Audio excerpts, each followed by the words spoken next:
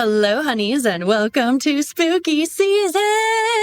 It's finally here, October 1st. It is time. While some people regularly cosplay, I tend to limit myself mostly to costume parties. And what bigger costume party is there than Halloween? None, I say. None. I already have different costumes in mind for exactly how spooky I feel like being on the day to come. But I am also excited for October because it means the start of a new business quarter, which is normally not that exciting, except in our case, it means brand new things for the podcast, including, I'm excited to say, our very first guest special coming up this month. I have yet to record with our special guest, but I am extraordinarily pleased that they've made time in their schedule to sit down and have a chat with me in an educational yet entertaining conversation for you all. Keep your eye out for that as it will be coming later this month. And now, honeys, your headlines, the Beesness. One of our most popular and probably most ironic stories we've seen in a while. 2 Van Gogh works were souped in protest of the sentencing of 2 climate activists to jail who had previously souped Van Gogh works themselves. So what got souped and by who? I am trying really hard to take this seriously, but it's a funny word. Okay, 2 paintings from Van Gogh's Sunflowers, 1887 to 1889, series at London's National Gallery, which were on loan from the Philly Museum of Art. The souping was done by 3 Just Stop Oil climate activists. 2 out of the 3 were named, and they include 71-year-old retired professor Ludi Simpson and 77-year-old Mary Patricia Somerville. So this was a response on September 27th to the jail sentencing only hours earlier of 2 protesters who led a similar action. I think it was actually maybe the first souping back in October of 2022. Those 2, Phoebe Plummer, 23, and Anna Holland, 22, received 2-year and 20-month sentences, respectively. A spokesperson for the National Gallery told Hyperallergic that afterwards the paintings were examined closely and confirmed to be unharmed by a conservator, probably because both, as in the original 2022 action, were protected by glass. The fates of the newest soupers has yet to be seen. The Noguchi Museum came back into our headlines again last week when author Jhumpa Lahiri turned down one of their awards over the keffiyeh ban. The Pulitzer Prize-winning American author Lahiri has some British roots and is known, according to Hyperallergic, for works that examine South Asian immigrant experiences in the U.S. She actually won the Pulitzer for fiction for her debut collection of short stories, Interpreter of Maladies, in 1999. That is really no small feat, and was a finalist for the Booker Prize and National Book Award for fiction for her second novel, The Lowland, of 2013. Lahiri has previously signed an open letter addressed to university presidents in support of Gaza solidarity protests on campuses nationwide. She specifically declined the museum's 2024 Isamu Noguchi Award, which, conferred annually since 2014, is meant to honor individuals who show the highest levels of artistic integrity. One such notable previous awardee includes the sculptor Thaddeus Mosley. When contacted by our source about this story, Hyperallergic was told by a Noguchi Museum spokesperson that she did choose to withdraw the acceptance in response to the dress code policy and, quote, "We respect her perspective and understand that this policy may or may not align with everyone's views," end quote. Of course, this being a story that we've been tracking for a little while, this controversy surrounding the institution as well as the policy and its broader reflections in the arts world, that's why we care, you already know. One thing that I have noticed across the evolution of this story, and which I think is fascinating and yet also maybe a danger sign a little bit, is that there's been different levels of support depending on who is doing the protesting, who is showing support to the Palestinians. For example, we've seen, if not support, at least not a lot of negative commentary on Lahiri's withdrawal, as well as the fact that the same day the staff protested outside of the Noguchi Museum, a performance artist within wore keffiyeh. Not a lot of commentary on that, and where there was, it was largely positive. The issue is that the same cannot be said for the staff doing the keffiyeh wearing, doing the protesting. We are not really seeing the museum, and it's unclear about public feeling, but yes, far less support of them, even punishment in the case of those 4 workers who were fired. This split between the treatment of the artists and the staff is very concerning and absolutely worth keeping a close eye on. We heard a little more Hockney news in the auctions section of the headlines that a $7.4 million landscape of his will go to auction for the first time. Titled More Woldgate Timber, October 13th, 2009. It's one of a series, a very Cézanne parallel series, wherein Hockney painted the same landscape multiple times across the seasons. Though Cézanne famously chose a mountainscape, Hockney chose East Yorkshire countrysides where he grew up. He began work when he moved back there in 2004. It will be part of Christie's October evening sale of 20th and 21st century art in London next month, and in part because this is the first time at auction, it's estimated at between 3.8 and 5.5 million pounds, or 4.5 to 7.4 million US dollars.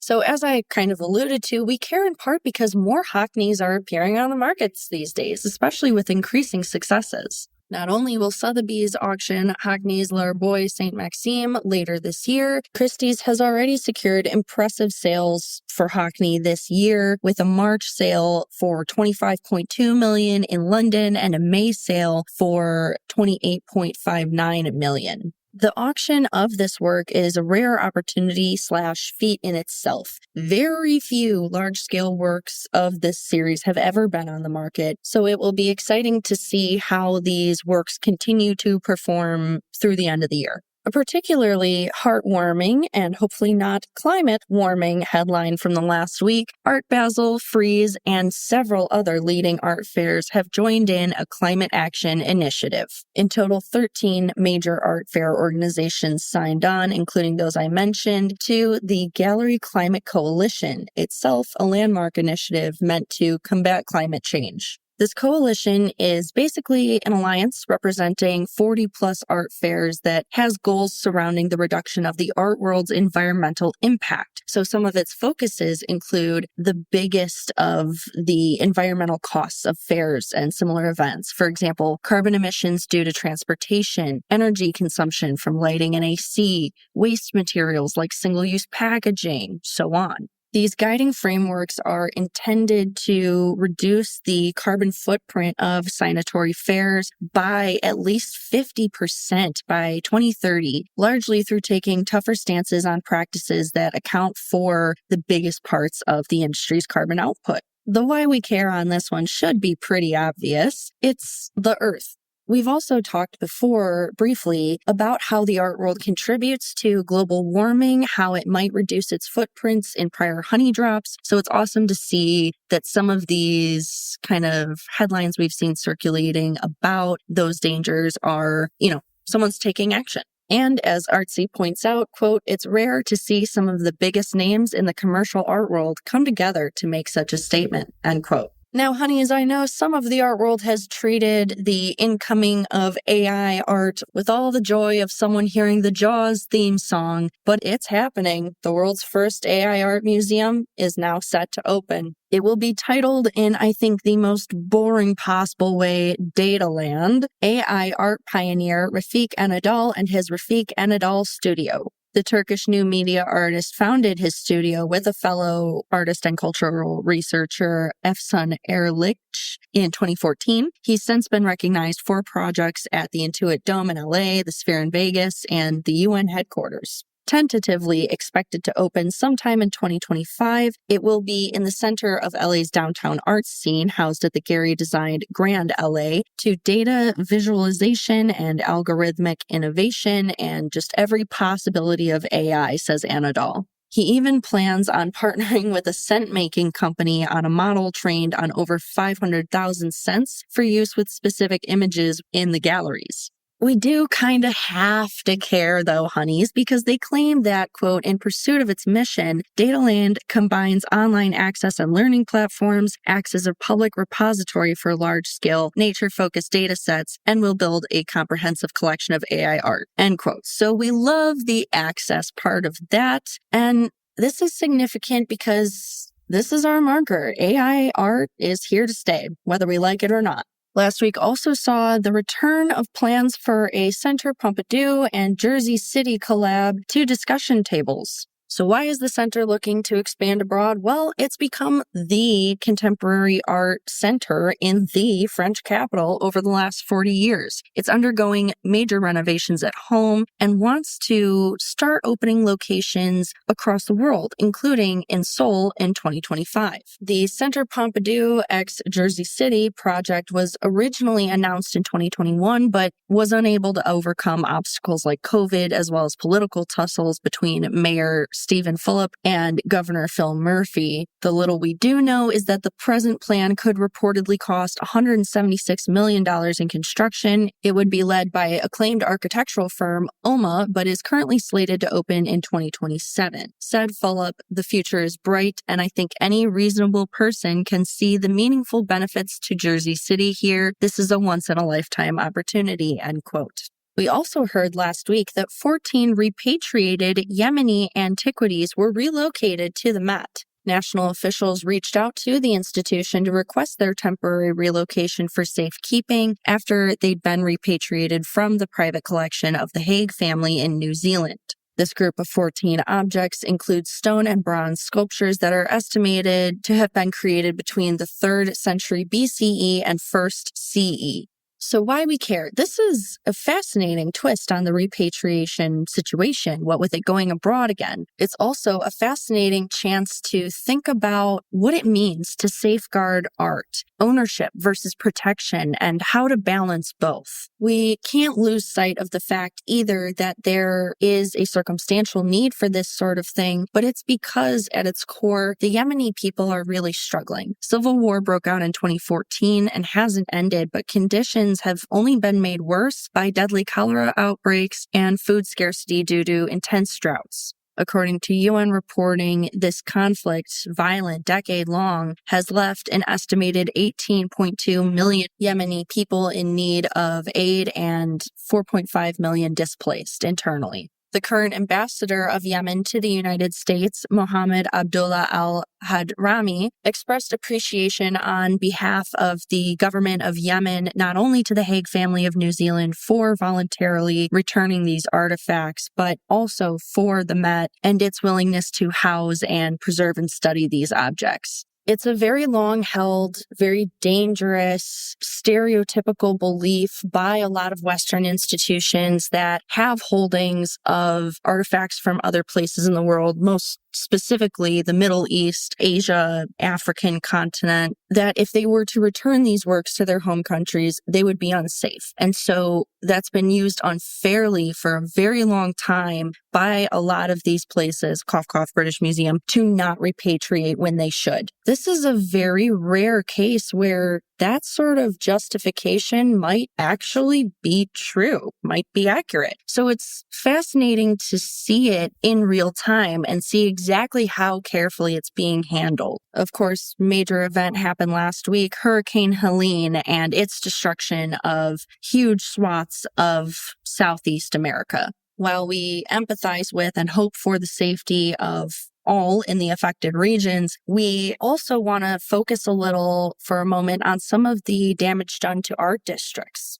More specifically, taking the damage done to the Asheville River Arts District as our sort of case study. Though it's one of the smaller, it is one of the liveliest arts hubs in the nation, much less North Carolina. But ARAD, as it's affectionately titled by locals, was severely flooded during the sweep of the hurricane. According to FEMA, most of the flood damage came from the French Broad River overflow, largely hitting studios and businesses across the weekend. Art News reported that video and photos by not only the Citizen Times, but social media users show muddy waters 25 feet above the river's bank, carrying away empty cars, skimming the roofs of salons and other buildings, and in one video, an entire house is dragged away by the current. Though the Asheville Art Museum has been closed since before the storm, it's not reported any damage to its collections. As of 9-30, we have at least 115 confirmed dead across the 6 states in its path, with officials saying that death toll will likely rise. Asheville reported at least 35 of those deaths, with many more missing and damage impeding rescue efforts.